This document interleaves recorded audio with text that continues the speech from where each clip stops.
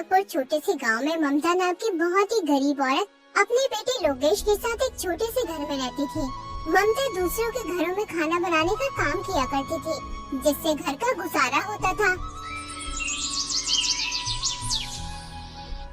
एक दिन ममता लोकेश से कहती है, लोकेश बेटा, जा भानु भैया की दुकान से घर का राशन ले आ।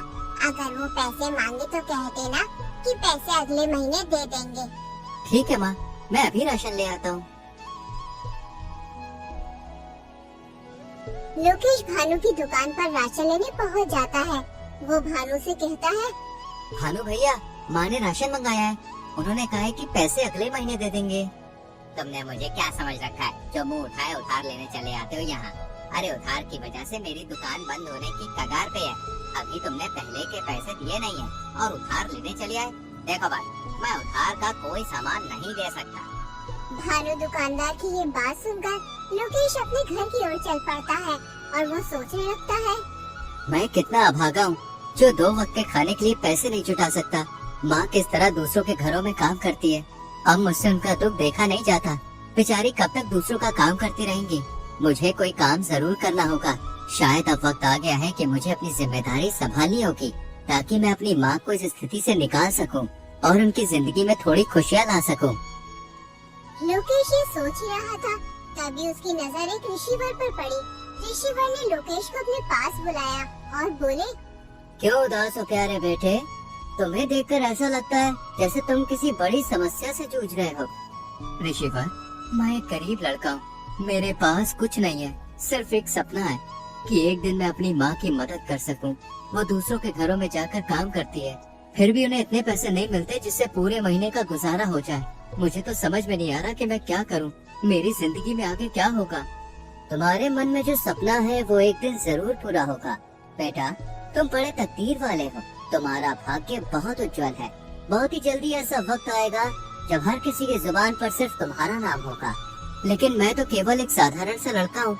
मेरे पास तो साधन भी नहीं है और न ही मैं कोई राजा हूँ। फिर हर किसी की जुबान पर मेरा नाम क्यों होगा स्वामी? मैं समझ नहीं पा रहा हूँ कि आप क्या कहना चाहते हैं। इस संसार में हर एक व्यक्ति की कहानी अनोखी होती है और तुम्हारी कहानी अभी शुरू हुई है। इतना कहकर ऋषिवर वहाँ से चले जाते हैं। लोकेश को उनकी कोई भी बात समझ नहीं आती है और फिर लोकेश भी अपने घर चला जाता है। बेटा, तू खाली हाथ क्यों चला आया? मैंने तो तुझे घर का राशन लेने भेजा था। माँ, भानु भैया ने उधार राशन देने के लिए मना कर दिया है। वो कह रहे थे कि मैं तुम्हें और उधारी नहीं दे सकता। तुम्हारे ऊपर पहले के ही बहुत पैसे हैं। कोई बात नहीं बेटा, मैं आज मालकिन से पैसे लेकर आऊंगी। तू भानु का हिसाब कराना। जा तू खाना खा ले। माँ, मैं खाना बाद में खाऊंगा। आप पहले मुझे एक बात बताओ। जब मैं रास्ते में आ रहा था तो मुझे एक ऋषिवर मिले थे। वो कह रहे थे कि मैं बहुत तकदीर वाला हूँ, कुछ ही दिनों में हर किसी की जुबान पर मेरा ही नाम होगा। मैं तो उनकी बात समझ ही नहीं पाया। अगर तुम्हें कुछ समझ में आया तो तुम मुझे बताओ माँ। क्या सच में उन्होंने ऐसा कहा? हाँ माँ, उन्होंने ऐसा ही कहा। बेटा, जब तेरा जन्म हुआ था तब भी एक ऋषि ने मुझसे कहा था कि ये तेरा बेटा बहुत भाग्यशाली है, बड़ा होकर ये राजकुमार बनेगा। लेकिन मैंने उनकी बात पर कुछ ध्यान नहीं दिया था। माँ, ये सब फिजूल की बात है। भला एक गरीब माँ का बेटा राजकुमार कैसे बन सकता है? राजकुमार तो राजा का बेटा बनता है। तुम सही कहते हो लोकेश, लेकिन कभी कभी ये भविष्यवाणी सच भी हो जाती है।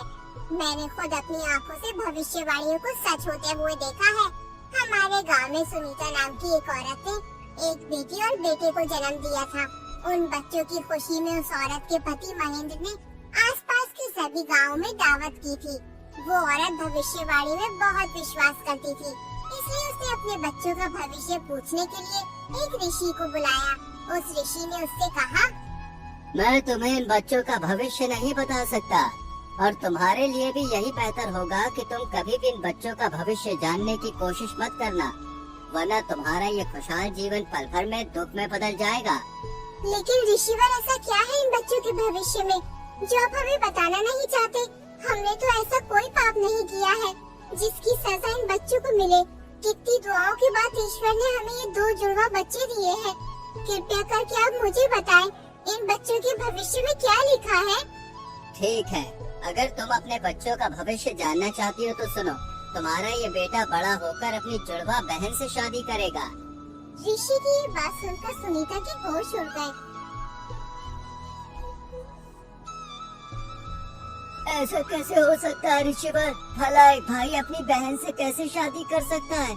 मैं ये भविष्यवाणी नहीं मानता। तुम झूठ बोल रहे हो। मैं आपकी बातों पर विश्वास नहीं कर सकता। अगर बेटा तुम्हें मेरी बातों पर विश्वास नहीं तो कोई बात नहीं। जब समय आएगा तो तुम सब खुद देख लोगे। इतना कहकर ऋषिवर वहाँ से चले जाते हैं।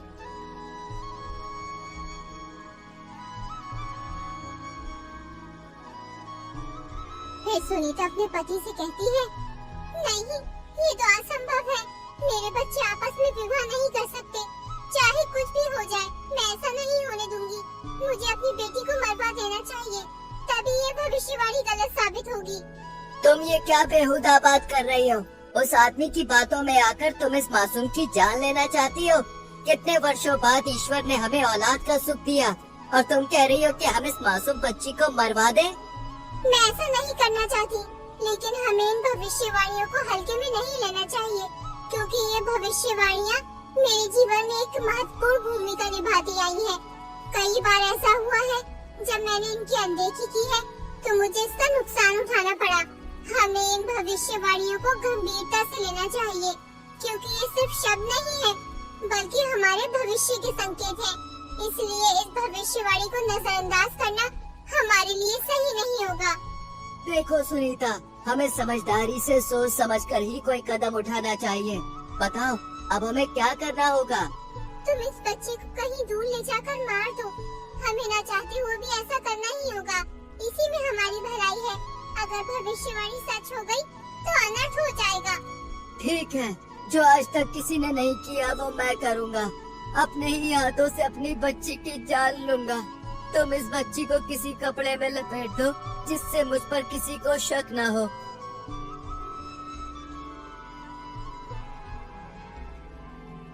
वो आदमी उस बच्ची को एक ऊंची पहाड़ी पर ले जाता है और फिर उसे पहाड़ी से नीचे फेंक देता है।